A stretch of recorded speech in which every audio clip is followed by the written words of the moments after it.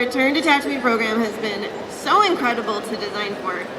All right, so we're watching the panel for Hasbro at the Star Wars Celebration Japan, and they're just getting into what they're going to reveal for TVC, for the Return to Tatooine campaign. And the big rumor is they're going to finally reveal the Beast for the Return to Tatooine. We know we're getting a Beast. We've seen the tracks in the poster teasing it, and I'm really hoping for a Dewback here. You got to figure it's either a Dewback or a Bantha, and the Dewback would just make so much sense because, you know, you could get a Sand Trooper to go with them. We need a new Sand Trooper, and there's a Dewback outside the Cantina, so it would be perfect to place the new Dewback right outside the Cantina HasLab. So really excited. I think it's going to be a Dewback. So let's see what happens here. And for the last reveal today, I think you might have seen some footsteps in the sand at our promotional poster. So it's time for a creature, and that creature is going to be the Bantha. Oh, yeah! We have loved bringing this creature into the line, just like all the other creatures we've been doing, to just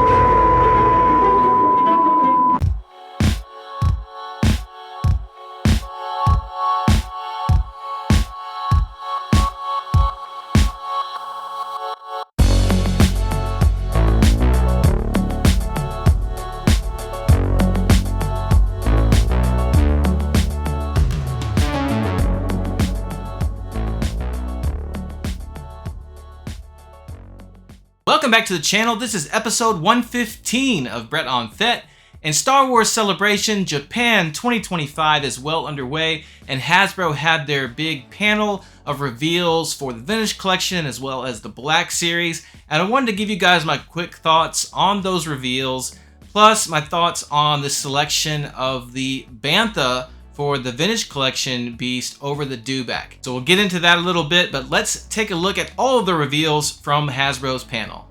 Alright, so we'll go ahead and kick things off with the Black Series reveals, and first up, from the Gaming Greats line, they revealed Dash Rendar from Shadows of the Empire. Now, I know Dash has a huge following. There are a ton of Star Wars collectors that love Shadows of the Empire. Full disclosure, I am not one of those. I never had an N64, never played the game. I know it's amazing. I've heard it's amazing.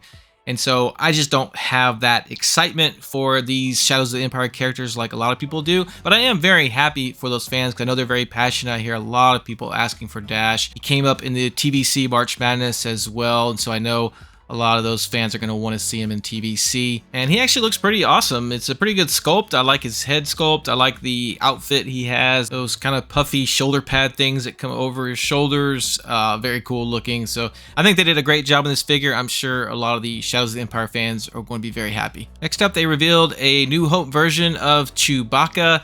And apparently they've never had the episode 4 version of Chewbacca in the Black Series. I actually didn't know that. No, we've had Chewbacca in the past, but I guess he was based on, the Return of the Jedi or other properties. And they say it's all newly tooled, but I swear this body looks familiar. It looks like the same body they used for that original Black Chrysanthemum from the publishing line. And it just looks a little awkward, just a little kind of too skinny. I don't know, something funny about it I'm not really feeling, but I do really like the head sculpt for the new Chewbacca. It looks really good, but the body just, I don't know. And to go along with the New Hope Chewie, they revealed an all-new New Hope Han Solo for the Black Series, and he looks pretty good. Harrison Ford's face, it's just so hard for them to get exactly right. So there's certain angles where his face looks just kind of awkward, and other angles where it looks really good. But overall, I think it's a pretty good figure. The pants, I think they're just a little bit too bright, or maybe a little bit too purple. But I always felt like his pants were more of a navy blue. And, maybe in real life, the actual costume, it is that purpley, if you will, and probably just from the film quality of the time, it just kind of came off as a darker blue. But I'd rather they went ahead and made it the way it appears in film, and to me it's just a much darker blue. But get ready, TVC fans, because I am pretty sure the new TVC Han Solo will look just like this Black Series version. And finally, perhaps the most interesting reveal for the Black Series was this 3-pack of Cal Kestis, Turgle, and Scuva Stev. It also comes with Cal's droid BD1, and for the Cal they went with this mullet version of Cal Kestis, complete with handlebar mustache, reminding me of Lawrence, the neighbor from the movie Office Space. You remember Lawrence, right? What'd you do if you had $1 million? I'll tell you what I'd do, man. 2 chicks at the same time, man. Oh, I so wanted to make a meme of that, but somebody on Facebook actually beat me to the idea. This figure came way out of left field. I'm really not sure what Hasbro was thinking with this release. It is pretty funny, and yeah, the Turgle and Scuba Stev are very cute characters. They look good. They're just a little bit too silly for my taste. These are not figures that I would be interested in. Alright, let's switch over to the Vintage Collection reveals, starting with the worst kept secret in the Vintage Collection this year, and that is the Marshall version of Cobb Vanth. It is on a Book of Boba Fett card, of course, and it is VC number 371. We knew this figure was coming primarily because the original Mandalorian release with the armor already had his plain shirt underneath that you could see, so we knew they were going to do this. This was no surprise at all. Now, the original version of Cobb Vanth and TVC got mixed reviews, but I actually thought it was a really awesome figure, and I think this version looks exactly as I imagined it, and I think it's a good one. I think it's a solid head sculpt, and I'm just really glad to get this version of him to go with the Book of Boba Fett type scenes where he's not wearing his armor. Next up, another figure that was not a surprise to me. This was heavily rumored, and it was just one of those rumors that I really believed was happening, and that is Night Sister Merrin from Jedi Survivor, and she is going to be VC 367. The card back looks really good. I like the purple name pill. I like the film out. And this is an important character from the game, and we've had Cal. We've got, I guess, multiple versions of Cal from the game, so we needed his partner and love interest in the game, and she's just a really cool character, so I'm very happy that they're putting her out to go along with Cal. And the figure looks really good. I really like the hand sculpt of her doing her little magic wavy hand thing, and yeah, it looks pretty cool. And I like her little magic effects that they're including with this figure. Comes with a pretty cool spear as well as a dagger that can be holstered behind her. So overall, I'm really happy with this figure. And they had another Jedi Survivor reveal, and that is the Rocket Launcher Trooper. This will be VC number 369. You guys may remember this figure came out in the Black Series, I think about 2 years ago. And I think it's a great reuse of a very solid sculpt we got for the latest Stormtrooper. So I don't mind this release. I definitely will pick this up. I like the rocket launcher. It looks really good. And I like the fact that he has that pauldron, which reminds me that we still need a new Sand Trooper version using this sculpt. And I still think that's going to happen fairly soon, even though we're winding down with the Return to Tatooine campaign. Next up, I don't think this one was ever pipelined before, but I knew it was coming. A lot of us knew it was coming, and that is the Moth Gideon in his Dark Trooper armor from Mandalorian Season 3. He will be VC number 368, and it is a completely awesome looking card back. Really loving that card back image. And he looks really good, about what I expected. And it comes with his electro staff with the effects and then a little blaster pistol. It's got the cloth goods cape, and his helmet sculpt looks really good with the paint apps, it's very reflective visor. So that looks really good. Now, of course, the elephant in the room here is that he does not come with a swappable head. There is no head portrait for this version of the character. And if I'm being honest, I wanted this version of the character because of the cool helmet, and I would be displaying him with his helmet. I wouldn't have his helmet off. So it really doesn't affect me personally. But that being said, this just feels so wrong for them to not include Moth Gideon's head with this release. Black Series has the head, and no, we can't just take the previous TVC Moth Gideon's head and swap it on there, because that version he has a mustache versus this version of Moth Gideon he's clean shaven, so that just doesn't work. So it's real unfortunate that once again they're choosing to skimp out on things for TVC to save a few bucks. I just wish they would save a few bucks elsewhere. Perhaps the most exciting reveal for TVC at this Hasbro panel was we are finally getting Crosshair from the Bad Batch.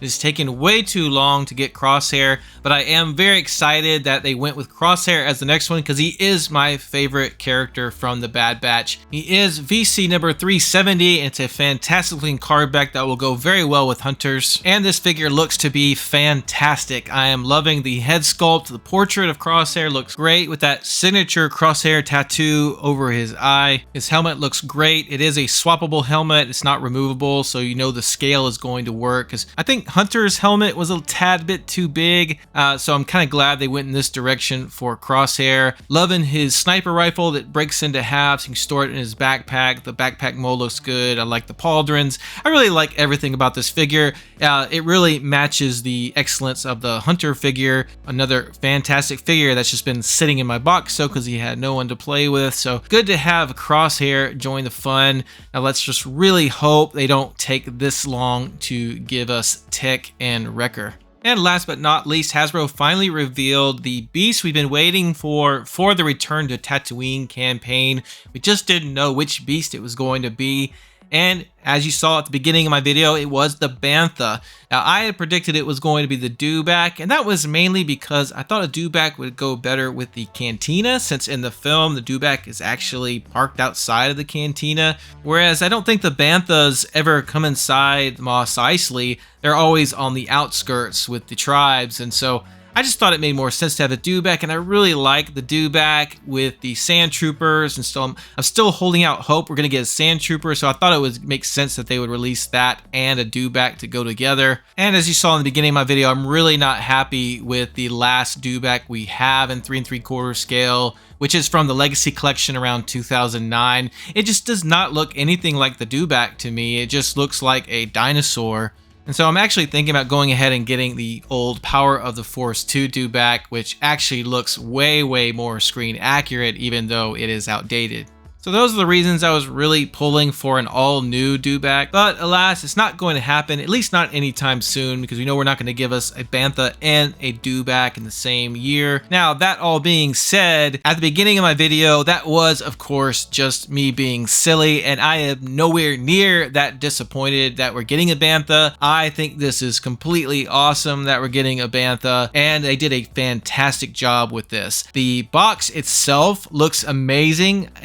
It's so good. They're really knocking it out of the park with all of these boxes recently. Give whoever's in charge of these box designs a raise because they are killing it. And the Bantha itself looks fantastic. I'm very glad they went with the hairy Bantha. I think it looks great. I really liked the hairy old Power of the Force 2 version. But it wasn't the best ever, but I think they've taken that concept and they've kind of perfected it with this latest release. Everything looks really good. I like the weathering on his horns.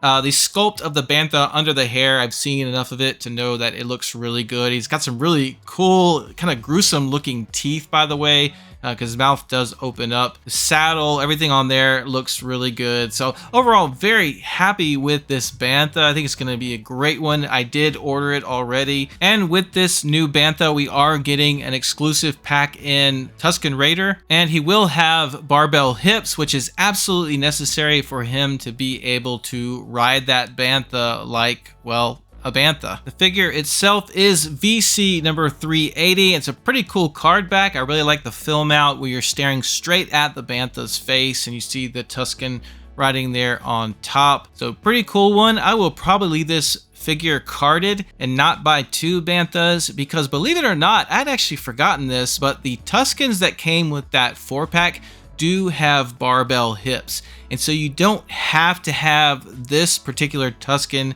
out of the packaging just to ride the Bantha. You can use the other Tuskens we got with that 4-pack. So if you're a carded collector, just keep that in mind that you don't have to buy 2 Banthas just to have a Tusken that can actually ride on the Bantha. So as disappointed as I am that we're not getting an all-new Dewback this year, I'm still very excited about this Bantha. I think this is going to be an awesome release. Alright, so that's going to do it for this episode of Brett on Fett. Let me know in the comments what you're excited about or maybe not so excited about from Hasbro's latest reveals at Star Wars Celebration. Also, let me know if you're happy with the choice of the Bantha over the Dewback. Thanks for checking out this video. Thank you so much to my subscribers. Don't forget you can also follow me on Instagram. Take care, and we'll see you next time.